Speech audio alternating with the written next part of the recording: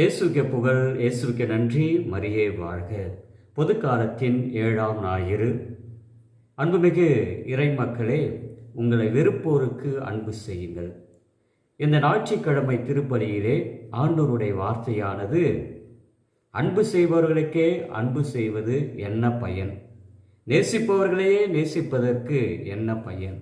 இருப்பவர்களுக்கே கொடுப்பது என்ன பயன்? இல்லாதவர்களுக்கு, நோயுற்றவர்களுக்கு மருத்துவம் கொடுப்பதே சிறந்த மருத்துவம். அந்த விதத்திலே இந்த அன்பு என்ற மருத்துவத்தை பகைவர்களுக்கு கொடுக்க, நம்மை வெறுப்பவர்களுக்கு கொடுக்க ஆண்டவர் இயேசு கிறிஸ்து அழைப்பு கொடுக்கின்றார். இந்த நற்செய்தியை நன்றாக புரிந்து கொள்ள வேண்டும் என்றால், இன்றைய முதல் வாசகம் 1 சாமுவேல் 26ஆம் அதிகாரம் 2 முதல் 22, 23 வசனங்களிலே தாவீது தன்னுடைய எதிரி பவுல், அதாவது சவுல், சீபு 2 பேருமே எல்லாருமே பாலை நிலத்தில் அவர்கள் தங்கி இருக்கின்றார்கள். தாவீது அரசரை சவுல் கொல்ல செல்லுகின்றார்.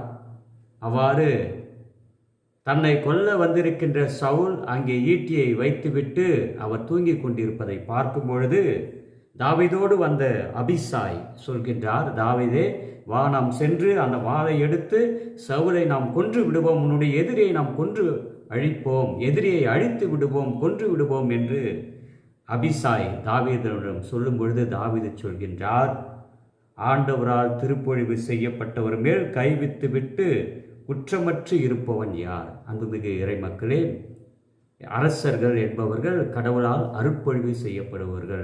இறைவாக்கினர் என்பவர்கள் கடவுளால் அருட்பொழிவு செய்யப்படுகின்றவர்கள். ஒவ்வொரு குருக்களும் இறைவனால் அருட்பொழிவு செய்யப்படுகின்றவர்கள். அருட்பொழிவு செய்யப்பட்டவர்களுக்கு எதிராக நாம் எந்த தவறும் செய்யக்கூடாது. அந்த தவறு செய்யும் பொழுது அதற்குரிய பாவத்தை நாம், அதற்குரிய விளைவுகளை நாம் அனுபவிப்போம் என்பதற்கு இன்றைய முதல் வாசகம் ஒரு சிறந்த எடுத்து. அவ்வாறு அருட்பொழிவு செய்யப்பட்ட சவுலை கொல்லாமல் அந்த ஈட்டியை மட்டும் எடுத்துக்கொண்டு மன்னித்து செல்கின்றார் தாவீது அரசர். தன்னை கொல்ல வந்த சவுலை கொல்லாமல் அன்பு செய்தவர் தாவீது. இதை எதனுடைய பிரதிபலிப்பு என்று இன்றைய திருப்படல், ஆண்டவர் இரக்கம் அருளும் கொண்டவர். எனவேதான் நம்மை ஒவ்வொரு நாளும் மன்னிக்கின்றார். அருளும் இரக்கமும் ஊற்றாக கொண்ட ஆண்டவர். அதைத் தொடர்ந்து இன்றைய 2ஆம் வாசகம் 1 கொரிந்தியர் 15ஆம் அதிகாரம் 45 முதல் 49 ஆதாம், பழைய ஆதாம் பாவத்தினால் பகைவர்களை மன்னிக்காததால் அந்த பாவத்தினால் அவன் ஈடுபட்டு கொண்டிருந்தான். புதிய ஆதாமாகிய இயேசு கிறிஸ்து அனைவரையும் மன்னித்தார். அந்த தூய ஆவி என்னும் உயிர்ப்பை நமக்கு கொடுக்கின்றார். இன்றைய நற்செய்தி லூக்கா 6:27 முதல் 38 இந்த பகைவர்களை மன்னிக்கின்ற, நேசிக்கின்ற, அன்பு செய்கின்ற வசனங்களை நற்செய்தியின் வழியாக இயேசு கிறிஸ்து நமக்கு அழகாக கொடுக்கின்றார். குறிப்பாக, உங்களை வெறுப்போருக்கு நன்மை செய்யுங்கள், உங்களை சபிப்போருக்கு ஆசி கூறுங்கள், உங்களை இகழ்ந்து பேசுவதற்காக இறைவனிடம் வேண்டுங்கள், உங்களை ஒரு கன்னத்தில் அறைபவருக்கு மறு கன்னத்தை திருப்பி காட்டுங்கள். இயேசு சொல்றதெல்லாம் இந்த உலகத்தில் செய்ய முடியுமா என்று நாம் யோசிக்கின்றோம். நிச்சயம் முடியும்.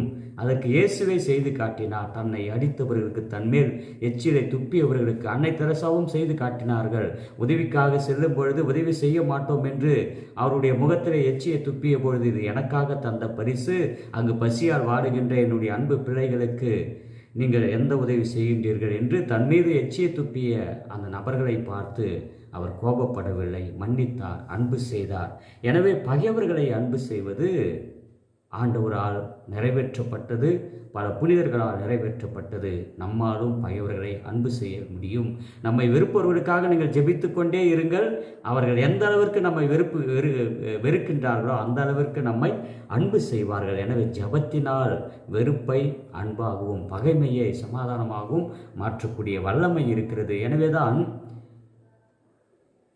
பாவிகளும் தங்களிடம் அன்பு செலுத்துவோரிடமே அன்பு செலுத்துகிறார்கள். நீ ஒருத்தவங்களே நேசித்து கொண்டிருந்தால், ஒருத்தவங்களே அன்பு செய்து கொண்டிருந்தால் நீ பாவம் செய்கிறாய். எனவே பாவிகள் தான் அன்பு செய்தவர்களே திருப்பி திருப்பி அன்பு செய்து கொண்டிருப்பார்கள்.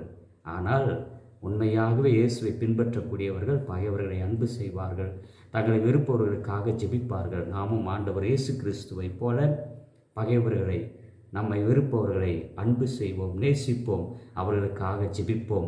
இந்த நாளிலே எல்லாம் அல்ல இறைவன், தந்தை, மகன், தூய ஆவியானவர் நம்மை சுற்றி இருக்கின்ற அனைத்து பகைவர்களையும் நமக்கு தீங்கு இழைப்பவர்களையும் ஆசீர்வதித்து அவர்கள் எந்நாளும் நம்முடைய ஆசீர்வாதத்தை பெற்ற மக்களாக என்றென்றும் நம்முடைய அன்பிற்கும் ஜெபத்திற்கும் உரிய மக்களாக மாற்றுவாராக. ஆமென். இயேசுவுக்கே புகழ், இயேசுவுக்கே நன்றி. மரியே வாழ்க.